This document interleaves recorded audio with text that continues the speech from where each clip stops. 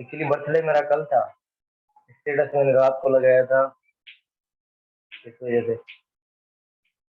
मेरा आज क्लास लेने का मूड नहीं था, लेकिन कुछ दोस्त जो है ना वो मुझे लेके आए थे, वो ट्राईपोड वगैरह भी वहां पर पड़ा था हॉस्टल। तो फिर मैं ये यहाँ पर लेकर आया था कि आपका क्लास लूँ।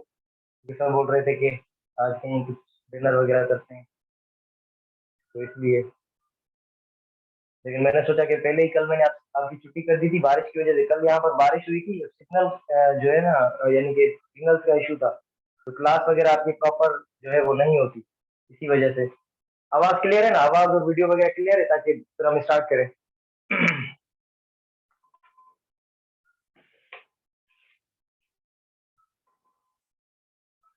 आवाज वगैरह का मुझे थोड़ा बता दें। Okay, perfect.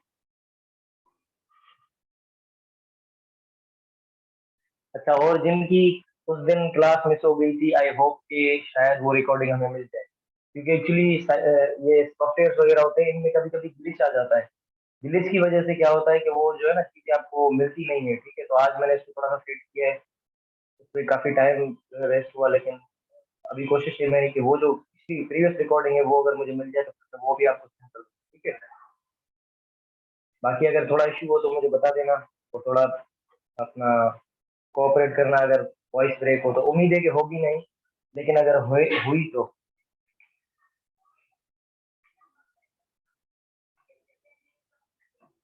ठीक है। तो मैंने आपको बताया था उस दिन कि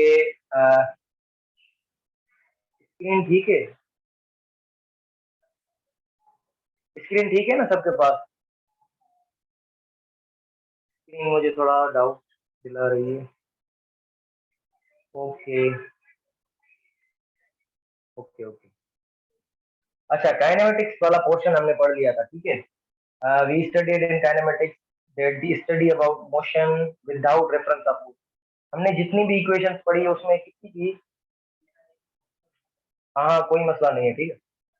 अच्छा, हमने जितनी भी इक्वेशंस पढ़ी उसमें से किसी भी एक इक्वेशन में फोर्स का कोई जिक्र नहीं था, ठीक है। फोर्स का कोई जिक्र नहीं था। अब हम जो मोशन पढ़ेंगे दैट विल बी डायनामिक, उसमें मोमेंटम और फोर्स के बारे में हम लोग जो है वो डिस्कस करेंगे, ठीक है। और मोमेंटम और फोर्स वगैरह के बारे में हम लोग डिस्कस करेंगे, ठीक है। एक सेकंड, थोड़ा वेट करें, इसको मैं कैमरा को थोड़ा साफ कर दूं।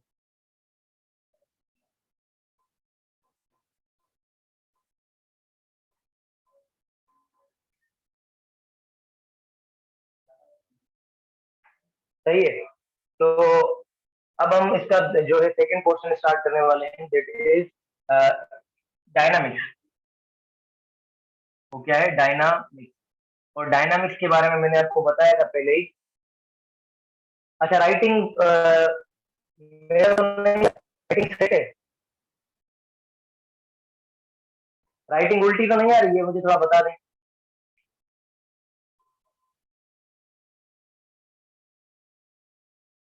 बोर्ड पर जो मैंने लिखा है वो मिरर तो नहीं आ रहा, यानी कि उल्टा तो नहीं आ रहा आपके पास? Okay, okay. अच्छा, एक सेकंड, थोड़ा वेट करें, तो मैं उसको मिरर को अपनी साइड से ऑफ कर लूं ताकि रिकॉर्डिंग सही हो। मेरी साइड से ये मिरर लगा हुआ है। मिरर, मिरर, ये कहाँ गई? थोड़ा सा सब्र करें।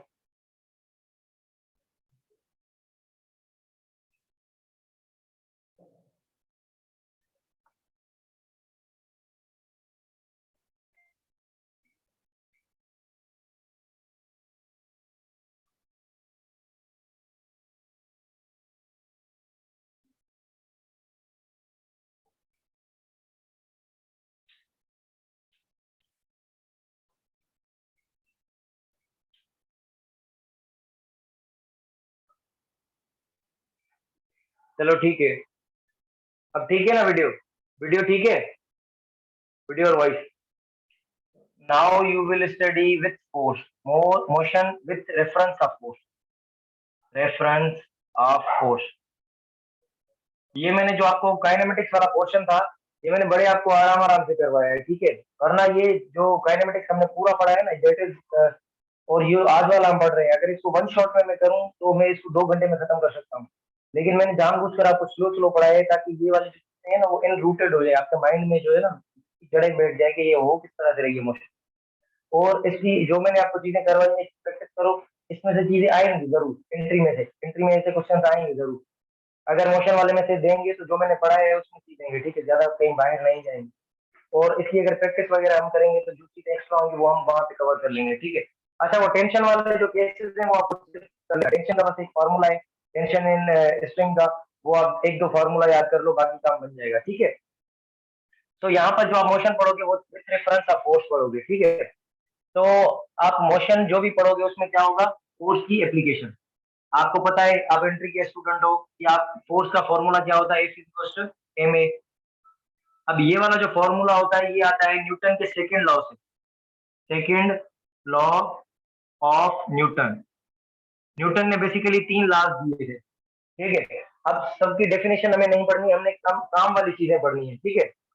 काम वाली जो भी इंपॉर्टेंट चीजें हैं, first law, second law, third law, उसमें उसने बोला क्या था वो हमें थोड़ा सा देख लेना है, ठीक है। First law of motion,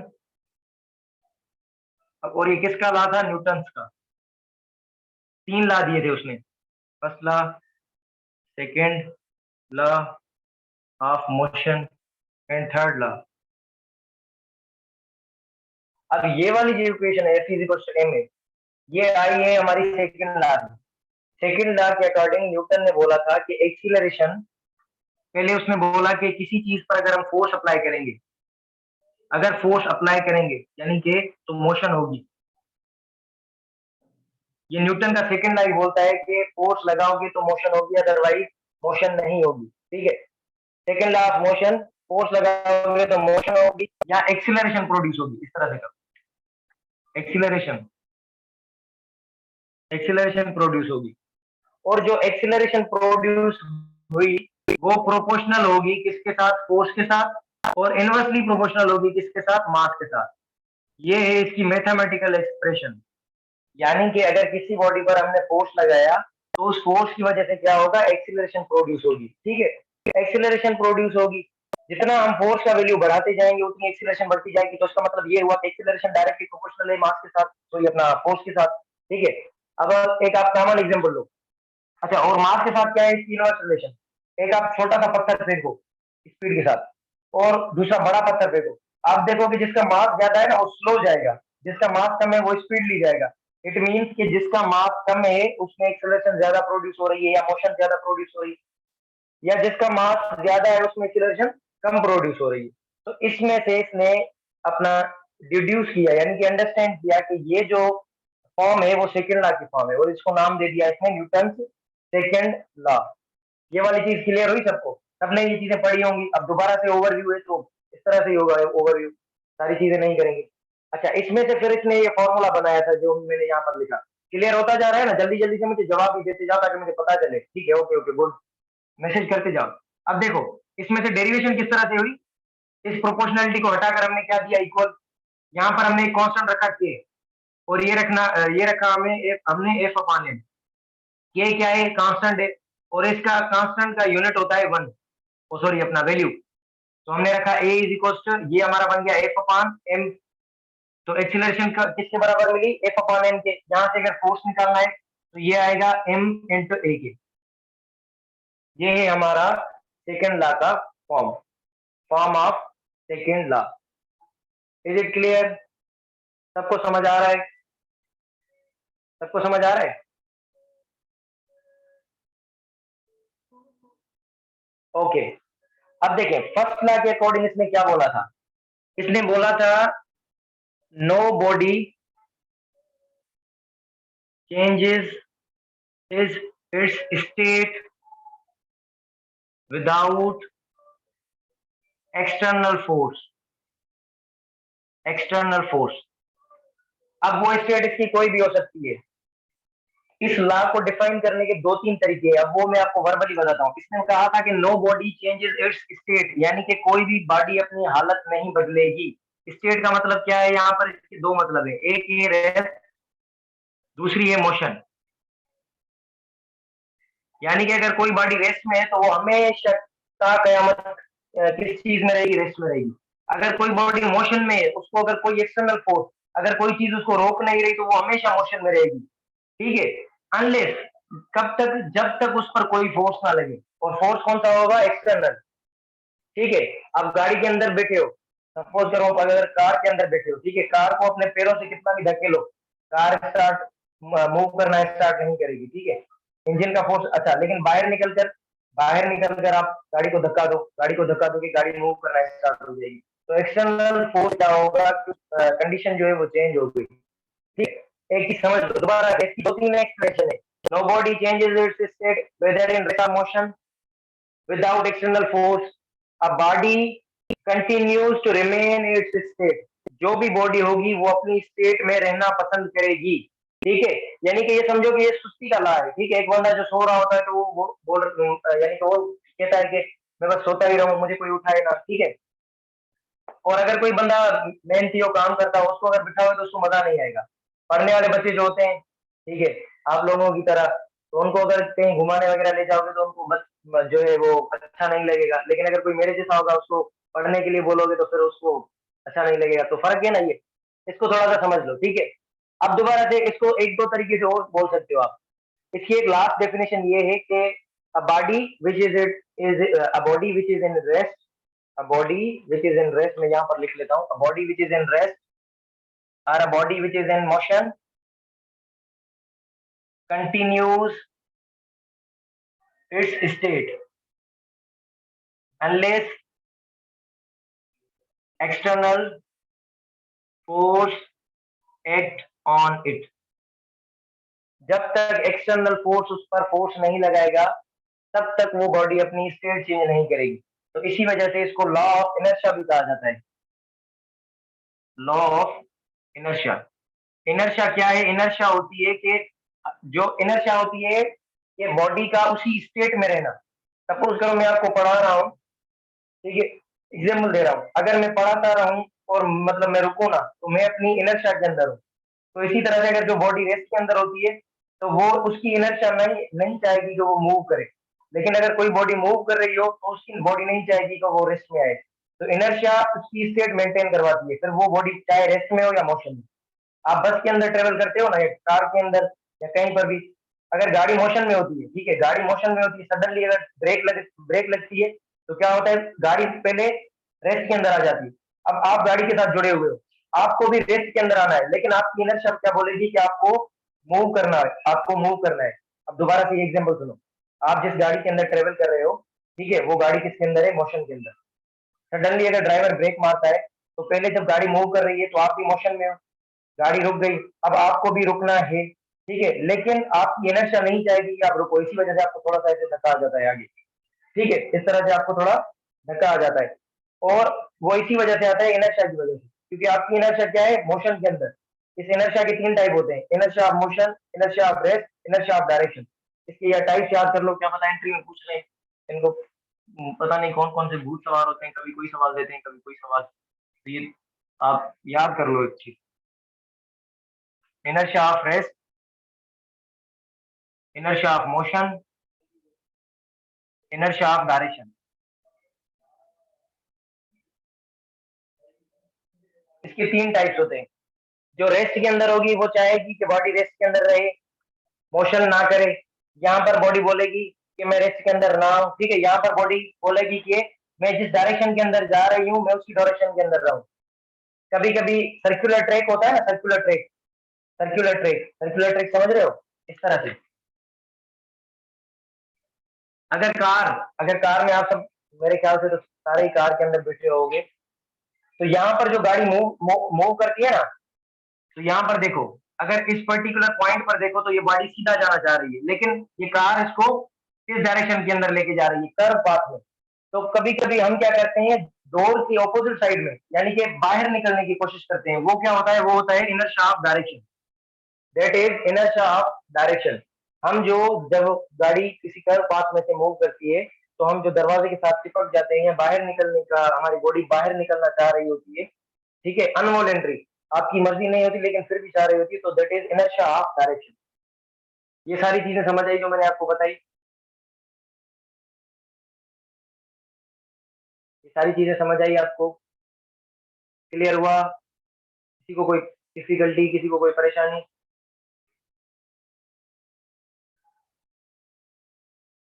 okay, एक बच्चे को क्लियर है, बाकी बच्चे बता दें मुझे थोड़ा।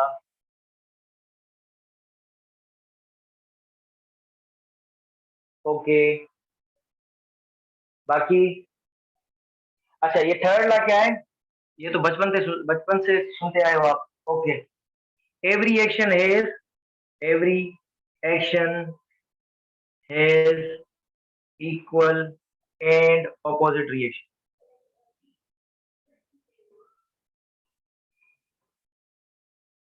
हर एक्शन का रिएक्शन होता है, यही है थर्ड लॉ। अच्छा, एक आपने जो है वो गोल्डन पॉइंट याद कर लेना है एंट्री के लिए। इसको मैं स्टार लगा देता हूँ। ठीक है, action and reaction never cancel each other. Action and reaction, क्योंकि दोनों फोर्सेस हैं, और फोर्स क्या है? वेक्टर। अगर इक्वल एंड अपोजिट होते हैं तो वो एक दूसरे को कैंसिल कर देते हैं, लेकिन यहाँ पर वो एक दूसरे को कैंसिल नहीं करते। कैंसिल होने के लिए एक ही बॉडी पर फोर्स लगना लाजमी है, लेकिन एक्शन एक बॉडी पर हो रहा होता है, रिएक्शन दूसरी बॉडी पर। एक्शन एंड रिएक्शन, अगर मैं एग्जांपल के साथ समझाता हूँ, एक्शन एंड रिएक्शन ये क्या है? फोर्सेज हैं। Never cancel each other, never cancel each other because they act they act on different bodies। Action reaction कभी भी एक दूसरे को कैंसिल नहीं करेंगे, क्योंकि ये हमेशा एक एक्शन अपना कैंसिल होने के लिए कंडीशन होती है एक बॉडी पर लगना। अगर सपोज करो एक डब्बा है आपके, ठीक है, कोई डब्बा है आपके पास, आपका भाई इसको खींच रहा है इस डायरेक्शन में 2 न्यूटन की तरफ, अपनी तरफ 2 न्यूटन से, और ये दूसरा आप खींच रहे हो इसको 2 न्यूटन से, तो ये डब्बा यहीं पर रहेगा, क्योंकि ये वाला फोर्स क्या करेंगे, तो डब्बा ना उसके पास जाएगा ना आपके पास आएगा। लेकिन एक्शन रिएक्शन किस तरह से होता है? सपोज करो यहाँ पर एक बॉल है, ये यहाँ पर एक बॉल है आपके पास, बॉल दीवार, यहाँ से मैंने बॉल को फेंका इस डायरेक्शन में। अब देखो, ये बॉल यहाँ पर आकर हिट करेगा, ये बॉल यहाँ पर हिट करेगा।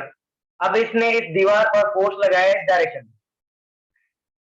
इस दीवार पर फोर्स लगाए इस डायरेक्शन में। ये किसका फोर्स है? Force of ball. अब दीवार क्या करेगी? इस बॉल पर फोर्स लगाएगी ऑपोजिट डायरेक्शन में। इसको मैं लिख देता हूं एफ आर, या इसको रिएक्शनल फोर्स आर से जाहिर करते हैं, आर। अब देखो, मैंने आपको क्या बोला कि never cancel each other because they act on different body. ये वाली लाइन है, डिफरेंट बॉडी। एक्शन हो रहा है दीवार पर, रिएक्शन हो रहा है बॉल पर, तो इसी वजह से ये जो दो फोर्सेस होते हैं ये कभी भी कैंसिल नहीं होते। ये आपने चीज हमेशा के लिए याद कर लेनी है। क्लियर हुई ये बात? आप बच्चों को ये चीज नहीं पता होती, इसी वजह से मैंने आपको बता दी। एक्शन रिएक्शन ऐसा पेयर है फोर्सेस का जो ऑपोजिट होता है, लेकिन कभी भी एक दूसरे को कैंसिल नहीं करता। Is it clear? एक्शन हो रहा है दीवार पर, रिएक्शन हो रहा है बॉल पर। पता नहीं कितने स्क्रीनशॉट्स ले लिए मैंने अभी तक। ठीक है, क्लियर हुआ होगा सबको? ओके ओके, समझ आ रहा है ना? सिंपल है या मुश्किल है? चार बच्चों से भी पता होगा तो सारा जो मैंने बताया।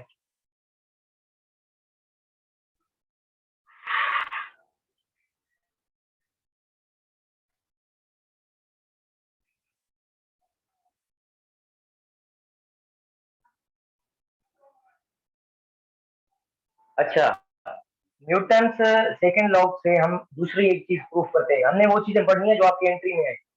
ये जो मैंने चीजें आप बताई वो एंट्री में आ सकती है, ठीक है। अच्छा, बैकग्राउंड में आपको मूवीज वगैरह नहीं है, थोड़ा बता। आवाज मेरी ठीक है ना? बैकग्राउंड में कुछ आ तो नहीं रहा ना, म्यूजिक वगैरह ऐसा कुछ? आवाज ठीक है मेरी?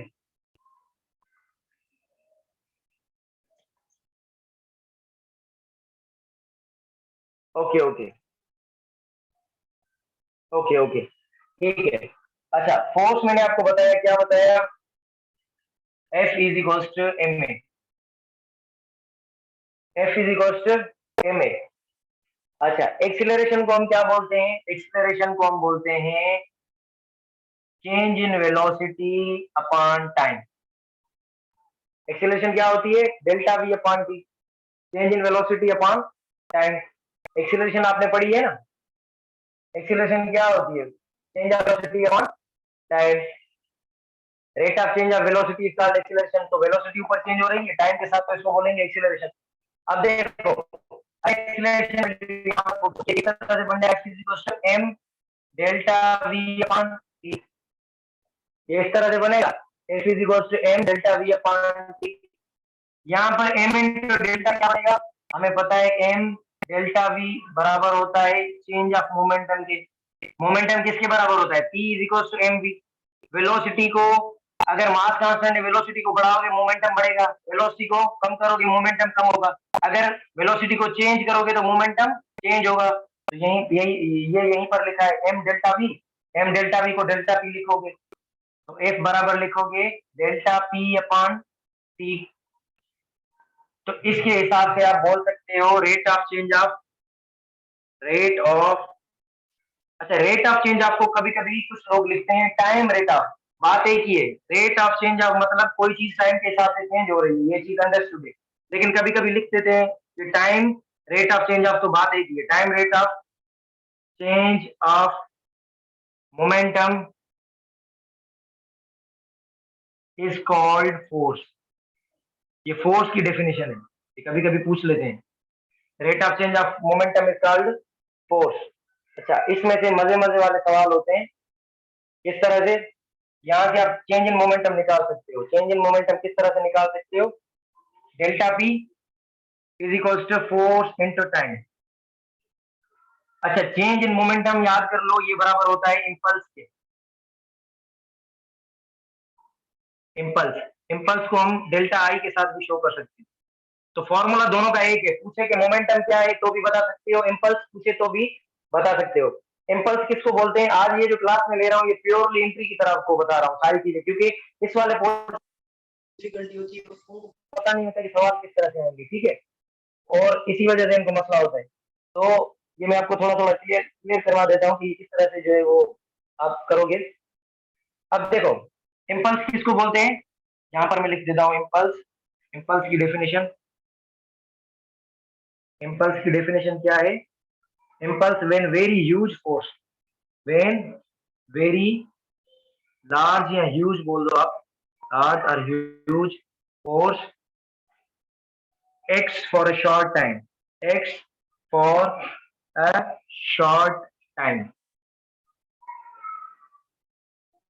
अगर बहुत ही ज्यादा फोर्स थोड़े से लम्हे के लिए एक्ट करे तो उसको बोलते हैं हम इम्पल्स। इसकी कॉमन एग्जांपल क्या है?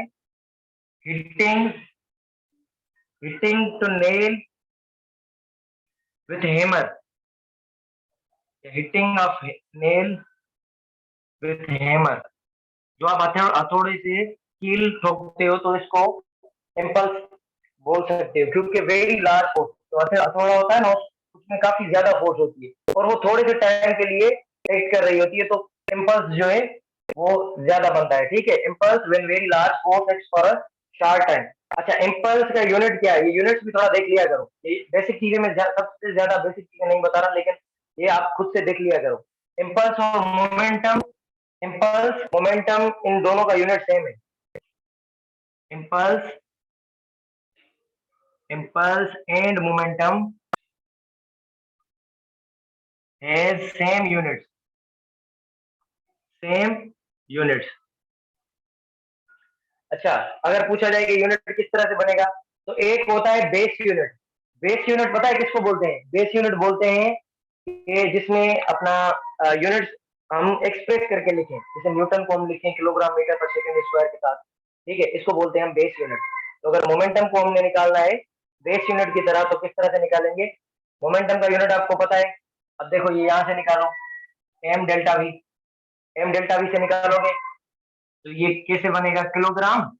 और वेलोसिटी का यूनिट क्या है? Metre per second. तो this is base unit, base unit. लेकिन कभी कभी हम, मैंने आपको समझाया था ना, इक्वेशन को किसी अगर इस चीज को मैं सेकंड के साथ मल्टीप्लाई कर लूं और डिवाइड कर लूं ताकि इक्वेशन पर कोई फर्क ना पड़े, तो ये इक्वेशन किस तरह से बन जाएगी, ये यूनिट किस तरह से बन जाएगा, ये किलोग्राम मीटर पर सेकंड। इसको मैंने सेकंड के साथ मल्टीप्लाई और डिवाइड दोनों कर लिया, इसको मैंने सेकंड के साथ मल्टीप्लाई और डिवाइड दोनों कर दिया। अब देखो kilogram metre per second square किसके इक्वल होता है, kilogram metre per second square ये इक्वल होता है न्यूटन के, ये इक्वल होता है न्यूटन के। तो ये यहाँ पर देखो kilogram metre per second square, इसको मैं ये उठा लेता हूँ, kilogram metre per second square, ये सेकंड के साथ मल्टीप्लाई होगा ये स्क्वायर बन जाएगा, ये सेकंड इस सेकंड के साथ मल्टीप्लाई होगा स्क्वायर हो जाएगा, ठीक है। तो ये वैल्यू बन जाएगी न्यूटन, और ये इसके साथ मल्टीप्लीकेशन में क्या है सेकंड, तो ये हो गया सेकंड। तो न्यूटन इंटू सेकंड या किलोग्राम मीटर पर सेकंड दोनों यूनिट होते हैं किसके, इंपल्स और मोमेंटम के। ये चीज आपने याद कर लेनी है। ये चीज आप यहाँ से भी देख सकते थे, फोर्स इंटू टाइम, फोर्स का यूनिट न्यूटन, टाइम का यूनिट सेकंड, ठीक है। Newton into second, base unit kilogram metre per second, or newton into second, both are same. इसको एसआई यूनिट भी बोल सकते हो आप, एसआई यूनिट। क्लियर हुआ, सबको समझ आया, क्लियर हो रही है चीजें, अल्लाह, समझ आ रहा है सबको, किसी को कोई डाउट हो या कहीं पर कोई बात समझ ना आई हो तो वो मुझे पूछ सकता है। अच्छा, ओके ओके। अच्छा, कभी कभी क्या होता है कि, अच्छा एक बॉल जो होती है ना, बॉल को, इसका दूसरा एग्जांपल पता है क्या है, hitting a ball with bat, hitting of ball with, sorry bat with ball, hitting of bat with ball. अब जब बॉल को, आपको पता है बॉल इतना जो है ना, अगर किसी को लगता है क्रिकेट वगैरह जब हम खेलते हैं तो वो इतना फोर्स क्यों लगाता है, उसकी वजह से इतना दर्द क्यों होता है, क्योंकि उसके पास इम्पल्स ज्यादा होता है। थोड़े से टाइम के लिए वो बैट के साथ हिट करता है और वो काफी जो है उसका मोमेंटम और इम्पल्स काफी बड़ा होता है, तो वो अगर जब हिट करता है अपना किसी बंदे के साथ तो उसको फिर ज्यादा दर्द होता है, that is because of impulse and momentum. अच्छा एक चीज और देखें, इम्पल्स किसके इक्वल है, फोर्स इनटू टाइम की। तो हमारे जो ग्लव्स बने हुए होते हैं, ग्लव्स, ग्लोव्स या हेलमेट, ग्लोव्स और हेलमेट, इनमें क्या होता है, एक पैड्स होती हैं, pads, rubber pads, rubber pads, cricket वगैरह खेलते हैं वो भी पहनते हैं। अच्छा इनकी वजह से होता क्या है, अगर कोई बंदा हेलमेट पहनकर जा रहा होता है ना, तो जब वो गिरता है तो उसके पास कोई ना कोई वेलोसिटी होती है जिसके साथ वो जा रहा होता है, सॉरी अपना वेलोसिटी होती है जिसके साथ वो जा रहा होता है। तो वो जब उसका सर जमीन से टकराता है, अच्छा उसके पास अपना मास भी है, यानी कि उसके पास अपना मोमेंटम है, लेकिन वो जब टकराता है इसके अपना यानी कि जमीन के साथ, तो उसका जो हेलमेट होता है, तो उसका जो हेड है, हेड, वो इन पेड्स के साथ टकराता है और ये प्रेस हो जाती है, तो ये प्रेस हो जाते हैं, इसीलिए टाइम ये ज्यादा, टाइम बढ़ने की वजह से वो हो रहा है, कम हो जाता है, इसी वजह से उसको चोट कम लगती है, ठीक है। ये आपको अपना केपीके की बुक के अंदर ये जो है टर्मिनोलॉजी और चीजें लिखी हुई है, ठीक है, तो आप ये खुद से भी देख सकते हो। और जब हम बॉल कैच करते हैं, ठीक है, जब हम बॉल कैच करते हैं तो अपने हाथ पीछे करते हैं, जब हम अपने हाथ पीछे करेंगे, बॉल जब हमारे हाथों में आ जाएगा, तो जब हम पीछे करेंगे अपने हाथ, तो क्या होगा, उसका टाइम ऑफ कांटेक्ट हमारे हाथों के साथ वो यानी कि वो बढ़ जाएगा, तो वो बढ़ने से क्या होगा, फोर्स वो कम लगाएगा, यानी कि हमारे हाथों में चोट कम लगेगी। लेकिन अगर आप हाथ आगे लेके जाओगे ना बॉल की तरफ, तो वो आपको ज्यादा हिट करेगा, ठीक है। ये वाली चीजें थोड़ी आप देख लेना। Book reading is must, book reading अगर नहीं करोगे चाहे कितना भी पढ़ लो, इंडिया लेवल तक पढ़ लो, अगर बुक्स में से चीजें आ गई ना तो फिर कुछ नहीं होने वाला। तो book reading is must, bio की बुक्स अपनी पढ़ो, केमिस्ट्री पढ़ो, बाकी सारी चीजें पढ़ो, अदरवाइज कभी जो है ना वो कुछ भी हो सकता है। पीएमसी पीएमडीसी का आपको नहीं पता। क्लियर हुआ सबको,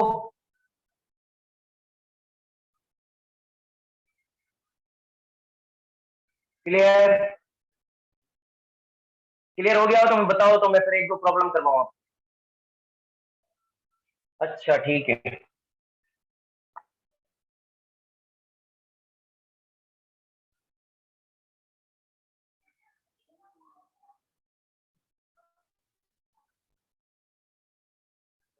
अच्छा, कभी कभी पूछते हैं कि एक ball is hit by a bat with force of 2500 newton. एक बॉल को हिट किया है बैट के साथ 2500 newton. It's hitting time is, अजान हो रही है, ठीक है, थोड़ा वेट करें, मैं प्रॉब्लम देखता हूँ।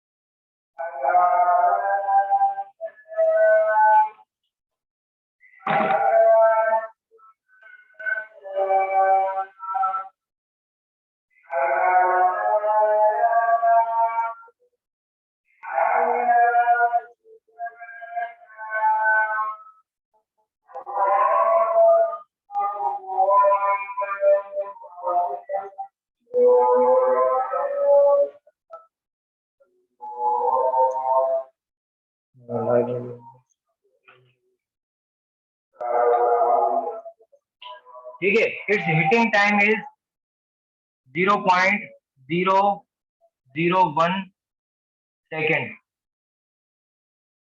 फाइंड इम्पल्स, इम्पल्स पूछ ले, मोमेंटम पूछ ले, ठीक है, और सही है, ठीक है, impulse momentum imparted to ball. ये वर्ड्स आप देखोगे, इम्पार्टेड, इम्पार्टेड मतलब जो दिया हुआ है, मोमेंटम दिया है किसको, बॉल को, इम्पार्टेड टू बॉल, बैट का नहीं पूछेगा। अच्छा, एक चीज देखो, फॉर्मूला क्या पड़ा इम्पल्स का, delta I is equals to F into t, delta p is equals to F into t. Formula दोनों के लिए ही सेम है, ठीक है। अब देखो क्या होगा, आपने क्या लिखना है, फोर्स, फोर्स कितना है 2500 न्यूटन, टाइम कितना है 0.001। अब जब ये 2 जीरो हटाओगे तो ये पॉइंट 2 मरतबा इधर शिफ्ट हो जाएगी, ये साइंटिफिक नोटेशन में आपने पढ़ा होगा, 25 इंटू 0.1 बनेगा। इस 1 को इधर शिफ्ट करोगे तो इसको 0.1 है ना, 0.1 इस तरह से देखो, 0.1 को किस तरह से लिख सकते हो, पॉइंट को हटाओ, नीचे 1 दो, और जितने डिजिट्स हैं उतने जीरो, एक डिजिट है तो एक जीरो, तो इसको 1 लिख सकते हो आप, ठीक है। तो ये क्या बनेगा 25/10, 25 को 10 के साथ डिवाइड करो, ये आएगा 2.5, आंसर क्या होगा, न्यूटन इंटरसेक्शन। क्लियर हुआ ये, मैथमेटिकल थोड़ा आपको पता हो, बाकी सारी चीजें सिंपल है। क्लियर हुआ सबको, बाल को हिट किया है, इतना टाइम लगाया, इतना पूछे, इतना इस तरह से कर सकते हो। अच्छा, ना दे कोई और चीज पूछ सकता है, ठीक है, मैं अलग अलग बता, हमने पहला क्या फार्मूला लिखा, F is equal to delta p upon t, एक ये फॉर्मूला है। इसको अगर हम ओपन करके लिखें तो ये किस तरह बनेगा, F is equal to m delta v upon t, दूसरा फॉर्मूला ये। अच्छा, डेल्टा पी की जगह हम अपना मोमेंटम की जगह इसको हटाकर इम्पल्स अपना लिखें, एफ इज इक्वल टू, यहाँ पर आप इम्पल्स लिख सकते हो, इम्पल्स ऑन टाइम, तीसरा फॉर्मूला ये। अच्छा, अगर मैं मोमेंटम जाए करूं, delta p is equal to F into t, तो इसकी इसको आप अगर दूसरा इसको लिख सकते हो इस तरह से, p is equal to force किसके बराबर है, एम ए के, एम ए इंटू टी। तो इस तरह से भी आ सकता है, मास दे, एक्सीलरेशन दे, टाइम दे, मोमेंटम पूछे, इस तरह से पूछ सकते हैं। आपको पता है क्या पूछेगा कि एक एक कार है, ठीक है, तो उसकी एक्सीलरेशन है 2 metre per second square. Acceleration कितनी है उसकी, 1 सेकंड।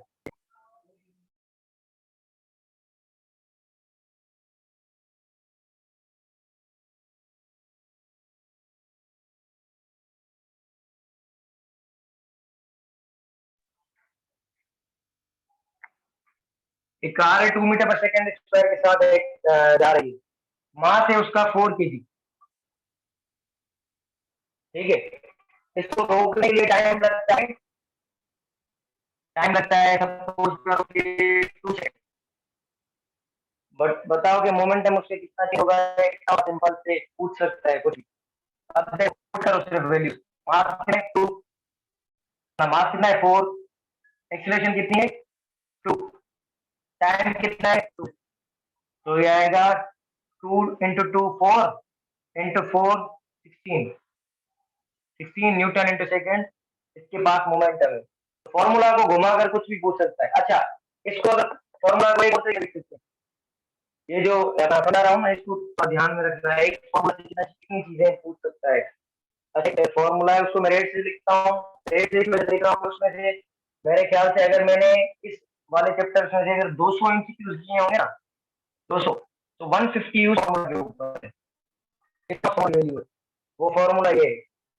ये वाला फॉर्मूला इसको बढ़ा के लिखो, पी पी अपना डेटा की जगह पर लिखो एम डेटा v equals to F into t. ये इतना फॉर्मूला मिसाल लगा दे रहा हूँ। आपको मास देगा, वेलोसिटी देगा, टाइम देगा, फोर्स पूछेगा। आपको मास देगा, वेलोसिटी देगा, फोर्स देगा, टाइम पूछेगा। आपको वेलोसिटी देगा, फोर्स देगा, टाइम देगा, मास पूछेगा। आपको मास देगा, फोर्स देगा, टाइम देगा, वेलोसिटी पूछेगा। हमेशा 3 देगा तो पूछेगा, फॉर्मूला में 3 चीजें होंगी, उसमें से सिर्फ एक बताएगा। क्लियर हुआ? ये फॉर्मूला इंपॉर्टेंट है, और ये सेकंड लॉ से ड्राइव होते हैं, ये काफी काम के फॉर्मूला थे, ये आपने याद कर लेने। एक एग्जाम्पल के तौर पर मैंने आपको बताया, बाकी आपने जो है इस पर प्रैक्टिस अपनी अच्छे से करनी है। ठीक है, समझ आ रहा है ना सबको?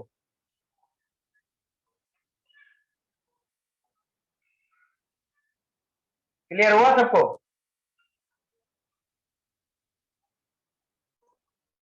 अच्छा, और एक चीज, अच्छा एक चीज याद आ रही, अभी चीज चीज दूसरी बता रहा था लेकिन फिर से एक चीज याद आ रही। Tension, tension in string. अगर एक बंदा इसको, इस रस्सी को, ये टेंशन स्ट्रिंग है, इसको अगर इधर खींच रहा है टेंशन टी के साथ, और एक इसको इधर खींच रहा है टेंशन टी के साथ, तो याद कर लो टेंशन इसके सेंटर जीरो कभी भी नहीं होगी। Tension in string never become zero, it always, it always adds up, it always adds up. यहाँ की चीजें याद कर लो। इसको टी से खींच रहा है ना, तो ये टी से खींच रहा है, तो अगर टेंशन लिखेंगे ना तो टी प्लस टी 2t। इसका कारण एग्जाम्पल मैं दो, अगर कोई बंदा रस्सी को खींचे इधर और दूसरा इधर, तो और कोई किसी एक बंदे को आप बोलो कि इसको बीच से पकड़ कर चेक करो कि जो रस्सी है वो लूज हो रही है या टाइट हो रही है। अब लूज तब होगी जब यहाँ पर कोई फोर्स नहीं होगा, फोर्स जीरो होगा। टाइट तब होगी जब यहाँ पर कोई फोर्स होगा, फोर्स का कोई बड़ा वैल्यू होगा। तो जब एक बंदा यहाँ से रस्सी को खींचता है, एक बंदा यहाँ से रस्सी को खींचता है, तो रस्सी जो होती है वो काफी टाइट हो जाती है। टाइट का मतलब ये है कि इसके अंदर काफी जो है ना वो फोर्स एक्ट कर रही है। तो इसी वजह से ये प्रूफ हुआ कि टेंशन के अंदर, अपना रस्सी के अंदर टेंशन जीरो नहीं होता, बल्कि इसको अगर टेंशन बढ़ाओगे तो ये ऐड होता जाएगा इसके अंदर, ठीक है, और ये अपना टाइट होती जाएगी। तो इसी वजह से never become zero, it always adds up, tension हमेशा रहेगा। ये कॉमन सवाल आया हुआ है, कि एक बंदा तो बच्चों को लगता है कि एक चीज इधर, ये फोर्स है, ये एक चीज इधर, ये आपस में हो जाएगी कैंसिल, तो ये हो जाएगी जीरो, तो बच्चों आ सकते हैं जीरो। तो इसी तरीके ये सच नहीं होगा, टेंशन हमेशा ऐड होगी, तो ये बनेगा 2t। क्लियर हुआ?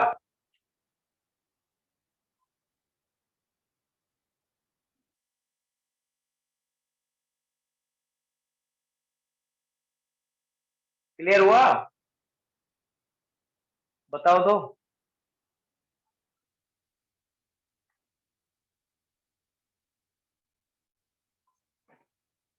अच्छा,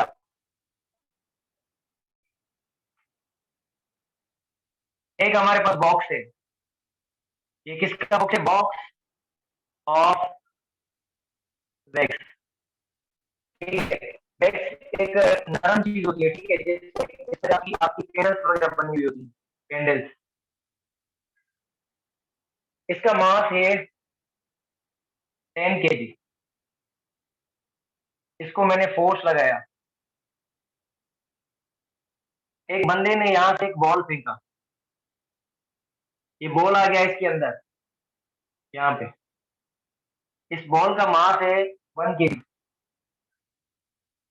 ठीक है, तो फोर्स लगा है कितना? तो इस बॉक्स की एक्सीलरेशन बतानी है। अब दोबारा से सुनो, फोर्स लगाया है मैंने इसको 10 न्यूटन, इसका वेक्स का मास है, बॉक्स जो है वेक्स, इसका मास है 10। इसमें से एक बच्चे ने बॉल फेंका, इसके अंदर उसका मास है 1 kg।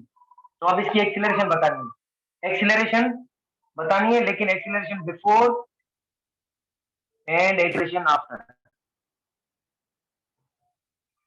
आफ्टर, पहले एक्सीलरेशन कितनी थी जब ये मूव कर रहा था, और बाद में कितनी होगी? अच्छा, पहले एक्सीलरेशन का formula a is equal to F upon M.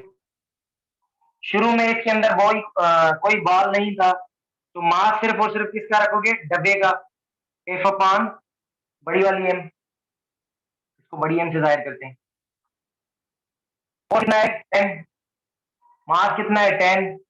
Acceleration होगी 1 मीटर पर सेकंड स्क्वायर। अच्छा, बाद में कितनी होगी? ये तो ए आए हो गई एक्सीलरेशन इनिशियल, फाइनल कितनी होगी? बाद वाली फाइनल कितनी हुई? फाइनल होगी a is equal to F upon, यहाँ पर एम प्लस एम, क्योंकि ये वाला मास और ये वाला मास, अब आप पूरे सिस्टम का मास लोगे। Acceleration is equal to F upon m, ये नीचे हमेशा याद कर लो, ये सिस्टम का मास है, मास सिस्टम। तो ये जो फोर्स है ये पूरे सिस्टम में फोर्स है, तो ये जो एक्सीलरेशन है पूरे सिस्टम की, ये पूरा सिस्टम इस डायरेक्शन से मूव करेगा। एक्सीलरेशन पूरे सिस्टम की है, मास पूरे सिस्टम का है, ठीक है, ये मूवमेंट होगी। आवाज आ रही है सबको? समझ आ रहा है?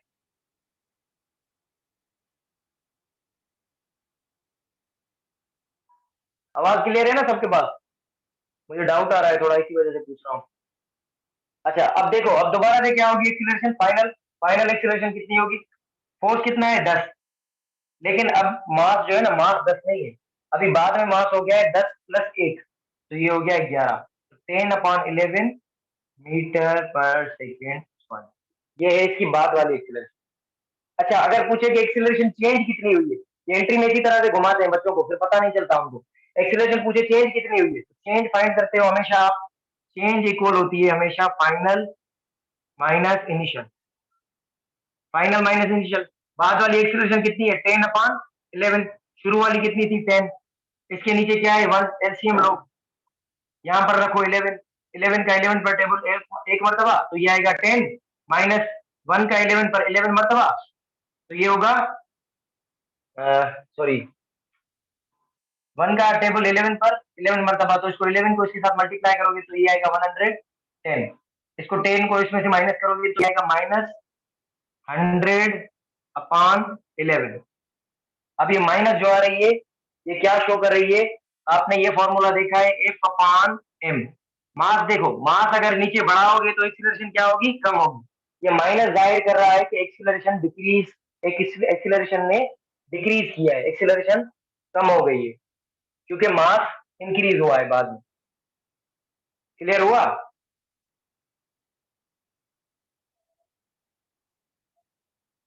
सॉरी, यहाँ पर ये 1 होगा, 1। सॉरी सॉरी सॉरी, तो यहाँ पर थोड़ी मिस्टेक हो गई। फाइनल कितना था एक्सीलरेशन?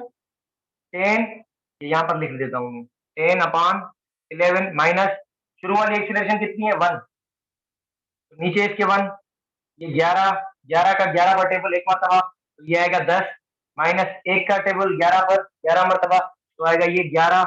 ये आएगा कितना? 10 माइनस 11 माइनस 1/11। तो यहाँ पर थोड़ी मिस्टेक हो गई। तो ये माइनस शो कर रहा है क्या? Minus shows decrease in acceleration. Acceleration ने क्या किया है? डिक्रीज। मैंने सोचा कि एक्सीलरेशन इतनी बढ़ कैसे गई नेगेटिव। ठीक है, ये समझ आया? बस याद कर लेना, 10/11 माइनस 1/1। एक्सीलरेशन ने डिक्रीज कितना किया? चेंज एक्सीलरेशन में तो इस तरह से निकाल सकते हो। सवाल इसी तरह से आते हैं इंटरव्यू में, जो पहले आया करे बोल सकता मैं कुछ। क्लियर हुआ सबको?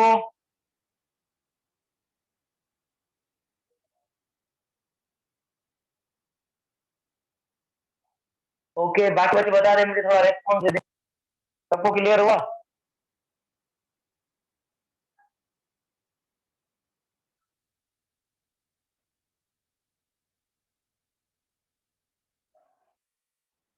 ओके, अब समझ आ रहा है? कुछ कॉन्सेप्ट्स नए हैं या सारे पढ़े हुए हैं तुम्हारे?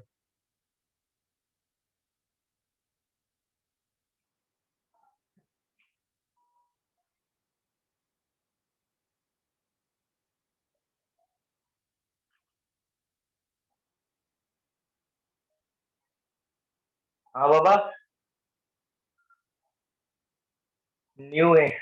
न्यू।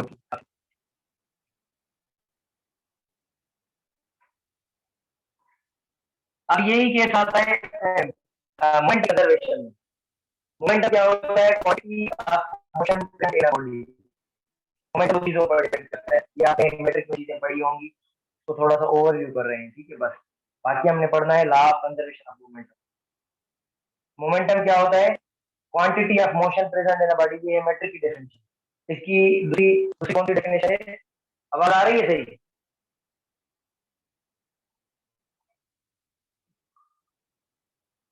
आवाज ठीक से आ रही है?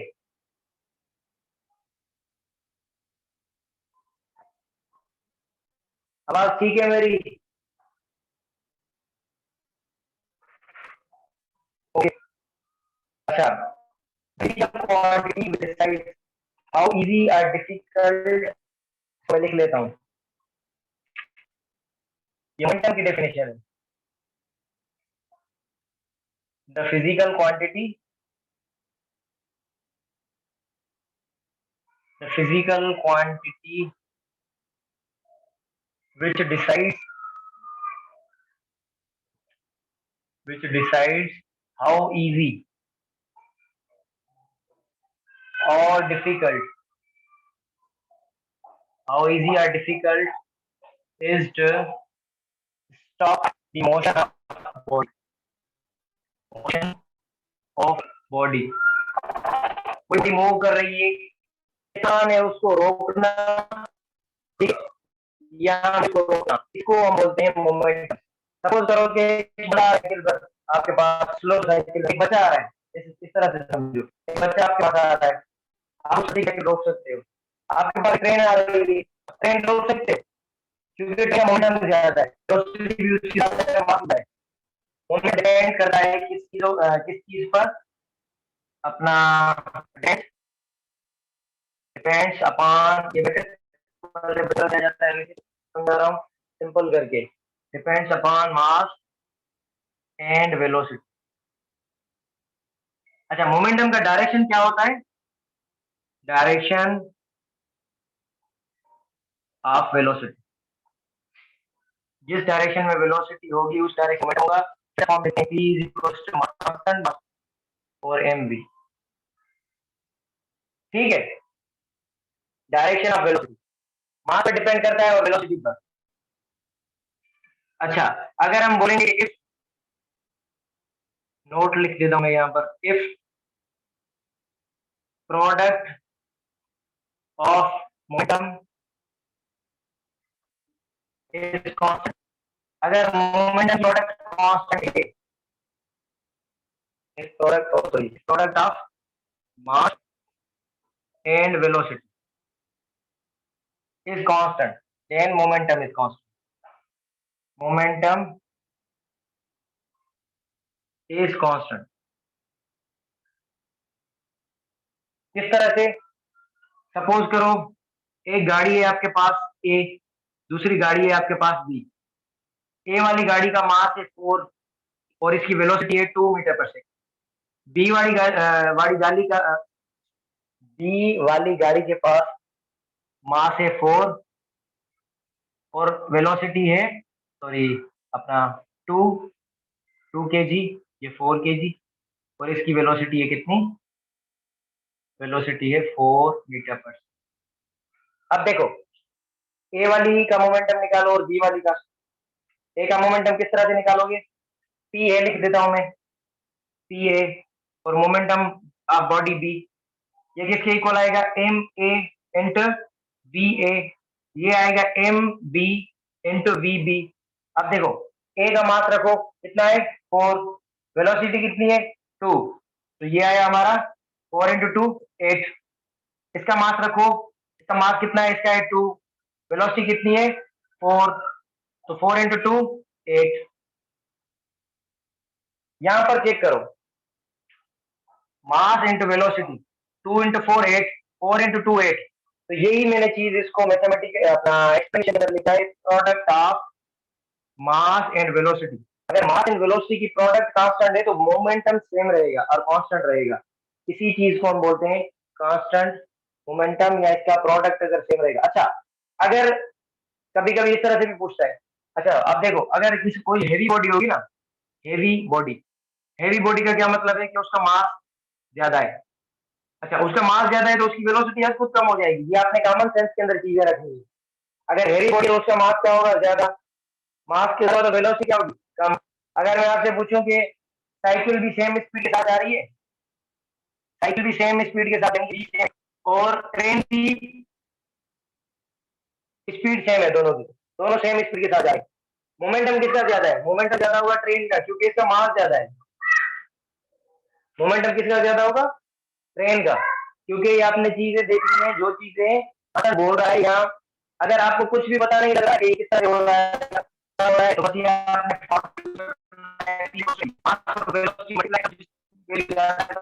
ज्यादा होगा। आपने अपने आप को कंफ्यूज करना फंसा होगा। नॉर्मली नहीं होती, physical quantity which decides how easily function of body, that is known as momentum। और मोमेंटम को आप बोल सकते हो quantity of motion present in a body. ठीक है, its unit is kilogram metre per second, kilogram metre per second और newton into second, both are units of momentum. ठीक, depend upon the mass and velocity, direction of velocity के अंदर momentum act करता है। Product अगर मास और velocity की constant होगा। ठीक है, चीजें आपने याद कर लेनी है।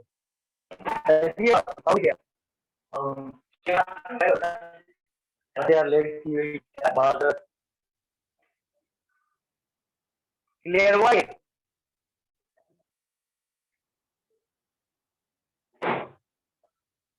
क्लियर हुआ? क्लियर हुआ तो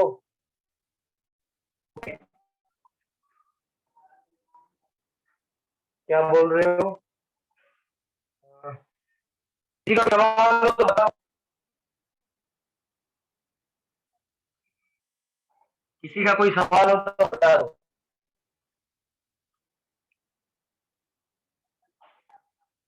law of conservation of momentum. अच्छा, ये जो कंजर्वेशन वगैरह नॉर्मली आपकी लिखी हुई होती है ना, तो याद कर लेना इनके लिए सिस्टम आप क्या सपोज करते हो?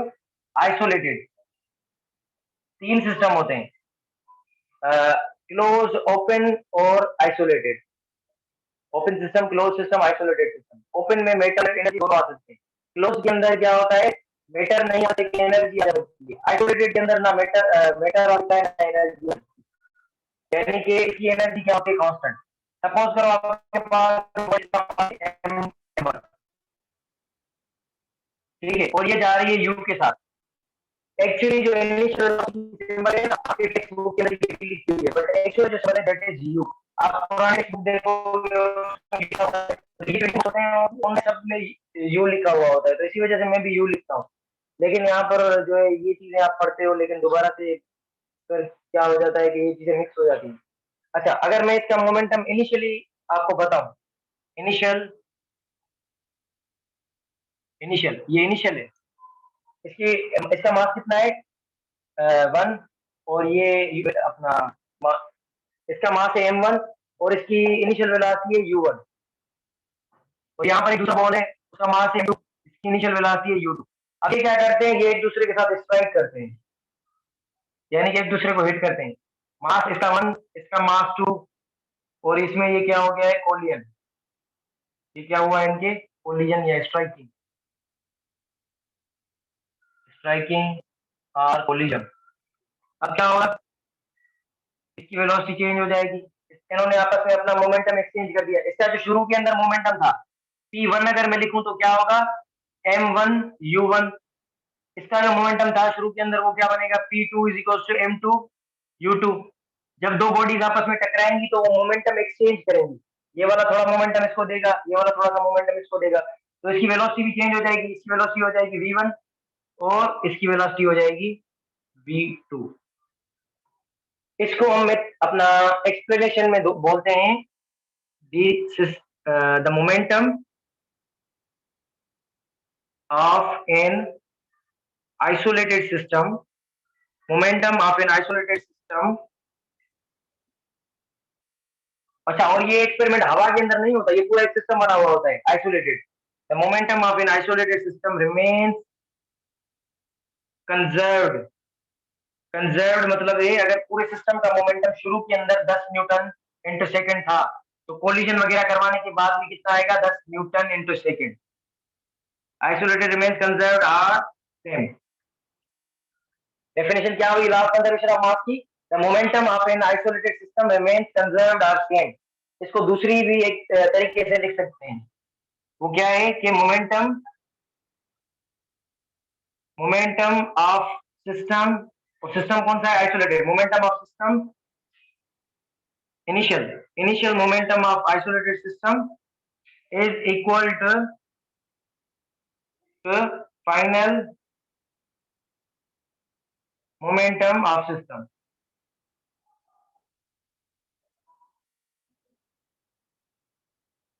अच्छा, तो शुरू के अंदर जो मोमेंटम था वो बाद वाले मोमेंटम के इक्वल है। इसको किस तरह से लिख सकते हैं, शुरू वाला मोमेंटम क्या है, m1 u1, और m2 u2। बाद वाला मोमेंटम क्या है, m1 m2 v2। तो इसको अगर हम मैथमेटिकली देखें तो किस तरह से लिख सकते हैं, इसको हम लिखेंगे इस तरह से, ये मैं यहाँ पर इसको लिख देता हूँ मैथमेटिकल फॉर्म में। ये हो जाएगा m1 u1 plus m2 u2 plus is equal to momentum initial, ये क्या है, initial, is equal to m1 v1 plus m2 v2 is equal to final. ये इसका mathematical form, this is the mathematical form of law of conservation of momentum.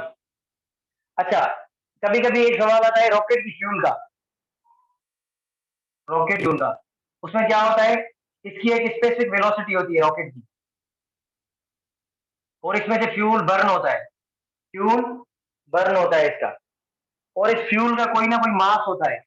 तो यानी कि ये time के साथ मास क्या कर रहा होता है, डिक्रीज, टाइम के साथ इसका मास क्या कर रहा होता है, डिक्रीज। अच्छा, अगर मास डिक्रीज करेगा तो इसका मतलब ये है, मोमेंटम किस पर डिपेंड करता है, मास इनटू वेलोसिटी।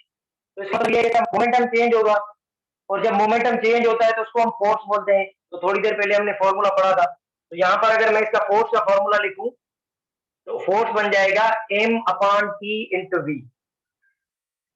तो ये रॉकेट के लिए भी आता है, आपको आपको बोलेगा कि 2 किलोग्राम पर सेकंड मास इसका निकल रहा है, वेलोसिटी कितनी है, बताओ कि ये कितने फोर्स के साथ ऊपर जाएगा।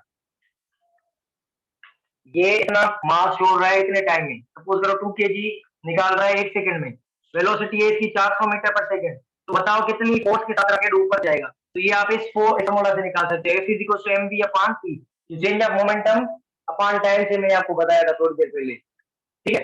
ये जो थोड़ी देर मैंने पहले बताया था, यही और बात यूज करोगे। क्लियर हुआ, समझ आया? क्लियर हुआ?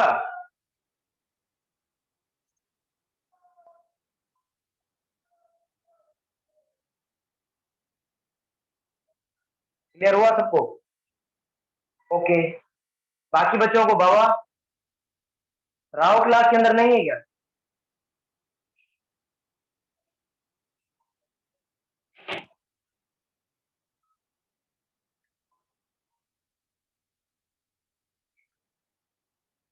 ओके ओके, आपका जवाब ही नहीं आ रहा था, इसी वजह से मैंने पूछा।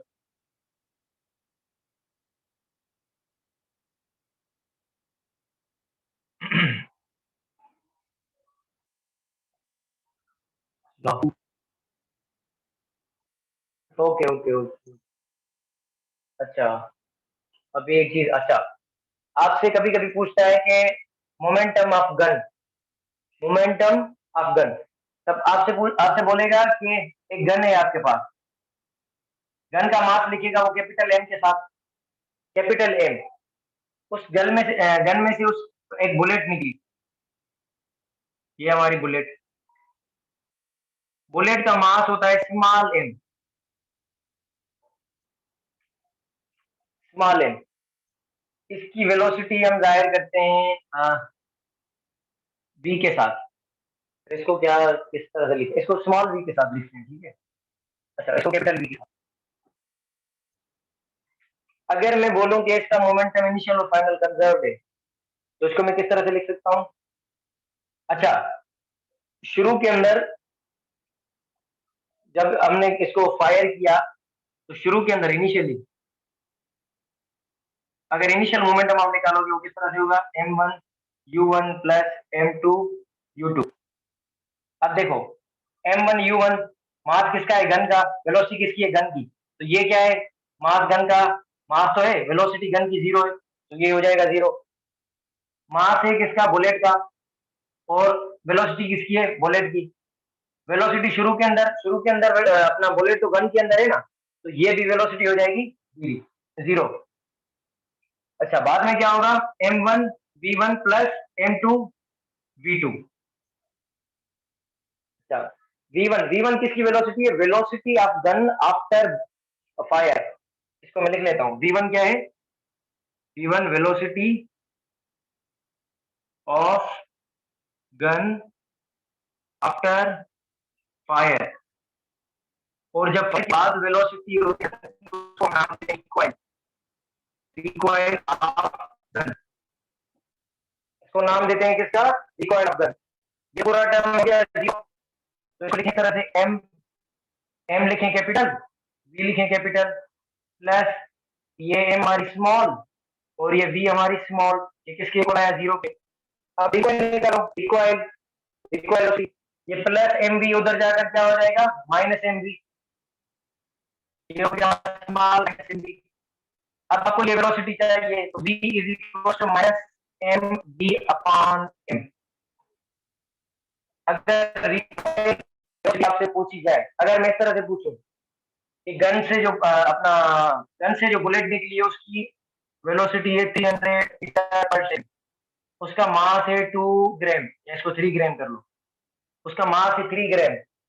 तो बताओ वेलोसिटी रिकॉइल ऑफ गन कितना होगा? अच्छा, रिकॉइल ऑफ गन के लिए आपको गन का मास पता चाहिए। सपोज करो कि गन का मास होगा, गन का मास कितना रखें? पहले इसकी थोड़ी वेलोसिटी बढ़ाएं ताकि ये अपना आसानी से हो जाए। 3, इसको मैं 3000 मीटर पर सेकंड कर देता हूँ, ठीक है। ये 3 ग्राम, इसका मास करते हैं हम 3, velocity is equal to minus m upon M, ठीक है। m1 u1 plus m2 u2, इससे हमने किया शुरू के अंदर इसका मोमेंटम क्या था? 0, क्योंकि गन रेस्ट के अंदर है, बुलेट गन के अंदर है और रेस्ट में है, ठीक है। बाद वाला मोमेंटम क्या है? m1 plus m2 v2। इनको थोड़ा सा एक्सचेंज किया, v कैपिटल हमने निकाली। v कैपिटल क्या है? Velocity of gun after firing. Fire के बाद जो वेलोसिटी होगी गन की, उसको हम v1 अपना v से जाहिर करेंगे कैपिटल से। और उसको हम रिकॉइल ऑफ द गन बोलते हैं। अच्छा, ये माइनस की को शो करता है, ये वाला माइनस माइनस करता है रिकॉइल को, recoil of gun minus show करता है। अब देखें, स्मॉल एम क्या है, mass of bullet, small v क्या है, मास ऑफ, सॉरी अपना वेलोसिटी ऑफ बुलेट, जो कैपिटल एम है ना वो है मास ऑफ गन। अब एम रखो, वी रखो और कैपिटल एम रखो, तो आपको जो वेलोसिटी है रिकॉइल की वो आपको मिल जाएगी। अब इस तरह से लिखो, एम स्मॉल 3 ग्राम। अब आपको केजी में चाहिए तो इसको 1000 के साथ डिवाइड करोगे, 1000 से डिवाइड करो या 10 पावर माइनस 3 के साथ मल्टीप्लाई करो, एक ही बात है। वेलोसिटी कितनी है, 3000 अपॉन मास, गन का कितना है, गन का मास है 3 केजी। अब लिखो यहाँ पर ये 10 पावर माइनस 3, इसको 3000 को मैं 10 पावर 3 लिख सकता हूँ प्लस का, तो ये -3 + 3 आपस में कैंसिल हो जाएंगे। 3 × 3 कितना हो जाएगा, 9, अपॉन इसको रखिए हो नीचे 3, तो ये आएगा 3 मीटर पर सेकेंड। यानी कि अगर इतनी स्पीड से बुलेट निकली है तो ये 3 मीटर पर सेकेंड गन जो है वो पीछे चली जाएगी, और ये माइनस में आएगा जवाब, पीछे चली जाएगी। आपने देखा होगा ना, जो बच्चे होते हैं छोटे जिनको शौक होता है गन वगैरह चलाने का, तो वो जब हथियार चलाते हैं तो वेलोसिटी वो गन को होल्ड नहीं कर पाते, तो गोली तो आगे जाती है उसके साथ साथ गन भी पीछे चली जाती है। तो ये इसी तरह से होता है velocity of gun after firing, जिसको हम रिकॉइल ऑफ गन भी बोलते हैं। ठीक है, ये वाली चीज क्लियर हुई सबको?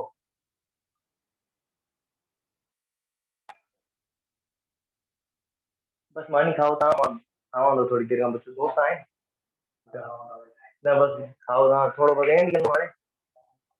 हाँ हेलो बोले कितना वो क्या हो रहा है, एक्चुअली बच्ची यार तो कोई मार रहा है, नहीं वो बढ़िया नहीं।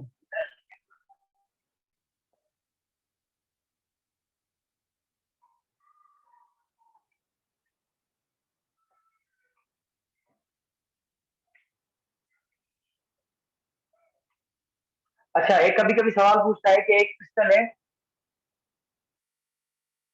आज वाले लेक्चर में प्रैक्टिस हमने ज्यादा की है क्योंकि ये वाला सेशन जो प्रैक्टिस वाला है। ठीक है, एक पिस्टल है जिसमें से 200 बुलेट्स फायर हो रही, 200 बुलेट्स पर सेकेंड। उस पिस्टल का मास है, सपोज करो बुलेट की वेलोसिटी है सपोज करो 40 मीटर पर सेकेंड। सवाल क्या है, अब पिस्टल इज फायरिंग 200 बुलेट्स पर second, a pistol of mass 1 kg firing 200 bullets per second with velocity of 40 meter per second. Find force to hold the pistol. To hold the pistol or या gun, कितना force लगेगा gun को या pistol को hold करने के लिए? तो ये सिंपल है, F is equal to delta P upon T। ये क्या होगा, एम वी अपॉन टी। अब यहाँ पर एक एम वी किसका है, एक बुलेट का। अगर नंबर ऑफ बुलेट ज्यादा है, सपोज करो n number of bullet for n number, तो किस तरह से बन जाएगा, एन कितना है 200 बुलेट, 200 पर सेकेंड यानी कि 1 सेकेंड, तो टाइम कितना है 1, मास है बुलेट का। अच्छा, ये मास बुलेट का हो सकता है, बुलेट का, चलो जो क्या को दे दे, मास दे दे अपने कर लेना, लेते हैं 200, वेलोसिटी कितनी है 40, तो ये आएगा 800 का मास रखते हैं हम तुमको 8 घेरे हैं, 8 ये होगा 8 × 10 पावर -3, क्योंकि गिरे में इसको किलोग्राम करो 1000 के साथ डिवाइड करो। अब जो इसके 3 जो ये खत्म हो जाएंगे इस 10 पावर -3 में, 200 का 0 और 40 का 0, ये 10 पावर -3 में खत्म हो जाएंगे। 4 × 2 कितना होगा 8, 8 × 8 कितना होगा 64, 64 न्यूटन फोर्स होगा गन को होल्ड करने में, 64 न्यूटन चाहिए होगा आपको गन को होल्ड करने के लिए। इसी वजह से कभी कभी जब गन्स वगैरह चलती हैं तो उनको रिकॉइल वगैरह चाहिए होता है, काफी फोर्स चाहिए। तो जो अपना मिलिट्री वगैरह वाले होते हैं तो गन को होल्ड करके यहाँ पर गन को जाते हैं, वो काफी फोर्स बॉडी पर लग रहा होता है काम करने में, तो वो बॉडी जो है उस तरह से adapt करती है। क्या भाई, क्लियर हुआ सबको? क्लियर हुआ?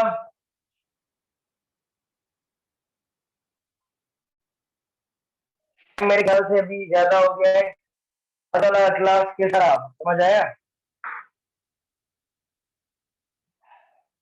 काफी न्यू चीजें मैंने आपको बताई कॉन्सेप्ट। कल इंशाल्लाह ताला मजीद और डिस्कस करेंगे और इस चैप्टर को करेंगे खत्म। उसके बाद ये एंगुलर वाला पोर्शन आएगा, एंगुलर वाला पोर्शन भी हम अच्छे से करेंगे। आप परेशान नहीं होना, कोर्स आपका 15 दिन का भी नहीं है 50 ईयर का। अगर मैं जो है रेगुलरली करूँ तो इसको 15 दिन मोर देन इनफ है, ये इसको खत्म भी करेंगे, आपने टेंशन नहीं लेनी। आपने ये नहीं सोचना कि कोर्स खत्म हो जाएगा फिर क्लासेस वगैरह नहीं होगी।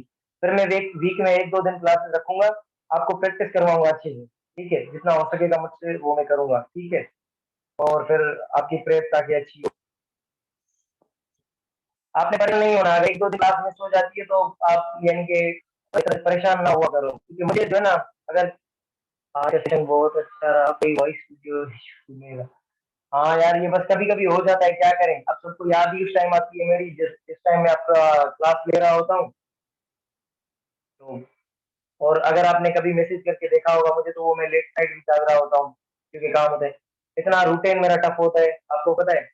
अगर मैं सुबह को तकरीबन 8 बजे 3 बजे तक यूनिवर्सिटी है, 2:30 बजे तक, 2:30 बजे तक यूनिवर्सिटी, यूनिवर्सिटी से वापसी आकर मेस वगैरह का खाना खाकर, ठीक है, आए वापसी, थोड़ा 1 घंटा अगर सोया तो ठीक, वरना ट्राईपोड लिया, गए अकेडमी पर वहाँ वेट किया था कि क्लासेस फ्री हो जाए, क्लासेस फ्री हुई, फिर अकेले अपना कैमरा वगैरह सेट किया, क्लास किया था।